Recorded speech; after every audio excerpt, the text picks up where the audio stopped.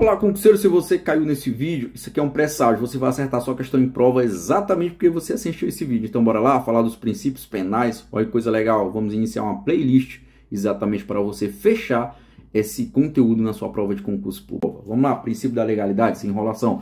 Princípio da legalidade. Ora, o que é o princípio da legalidade? É aquele que está positivado no artigo 1º do Código Penal, no artigo 1º do Código Penal e no artigo 5º, inciso 39 da Constituição Federal de 88. Então pegue sua lei seca, já sabe, pega a lei seca aqui do lado, faz o grifo, coloca princípio da legalidade, beleza? Assumiu o compromisso? Então bora lá.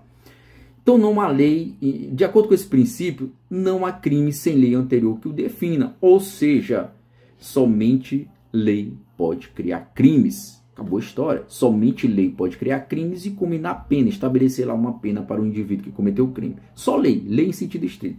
Algumas doutrinas ou algumas bancas acabam subdividindo este princípio em três outros. Ó, taxatividade, reserva legal e anterioridade. Veja bem, taxatividade, reserva legal e anterioridade. Cuidado com isso, cuidado com a taxatividade. Geralmente não cai muito, mas quando cai muito a gente se confunde. Taxatividade, pessoal, quer dizer que os tipos penais, aquilo que define o crime, a descrição do crime, tem que ser clara, tem que ser precisa, não pode ser vago, não pode ser impreciso. Então, muito cuidado com relação a isso. Reserva legal, gente, reserva legal é que a lei tem que passar a lei que cria o crime tem que passar por aquele procedimento formal previsto na Constituição Federal. Então tem que ser uma lei ordinária, não pode ser lei em sentido amplo, porque lei em sentido amplo abrange medida provisória, abrange resoluções, decretos, enfim. E aqui tem que ser lei em sentido estrito, lei em sentido formal, ou seja, tem que ser uma lei ordinária para criar crimes. Tranquilo isso? E princípio da anterioridade, bem tranquilo. Anterioridade, a lei ela precisa ser anterior à conduta. A lei ela precisa estar positivada para abranger uma conduta futura do indivíduo. Não pode que eu cometer um ato e uma lei posterior tipifique esse ato como crime e eu ser criminalizado. Não pode, porque quando eu pratiquei o ato, não existia lei em vigor dizendo que aquela conduta era crime. Conseguiu entender? Então, eu só pratico um crime se tiver uma lei anterior à minha conduta dizendo que essa conduta é crime. Esse é o princípio da anterioridade, bem tranquilo, não é? Então, pessoal, é isso o princípio da legalidade. Mas o que vai cair na sua prova? Essa parte pode cair? Pode. Mas o que vai cair de fato na sua prova? Ora, analogia. Pode criar crime? Analogia. Pode tratar de matéria penal? Em regra, não. Eu falei, em regra, não.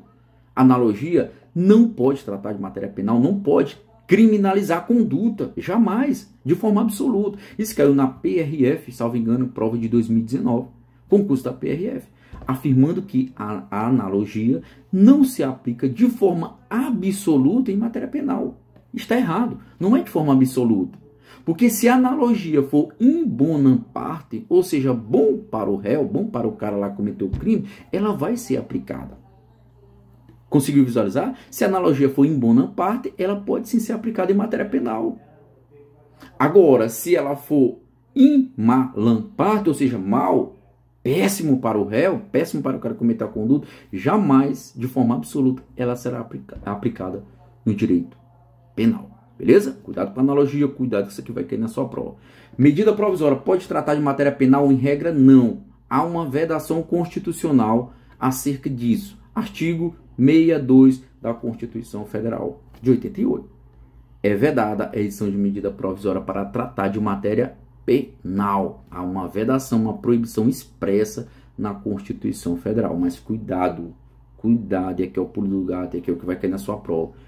O STF, em que pese haver essa proibição expressa na Constituição Federal, admite medida provisória tratando de matéria penal.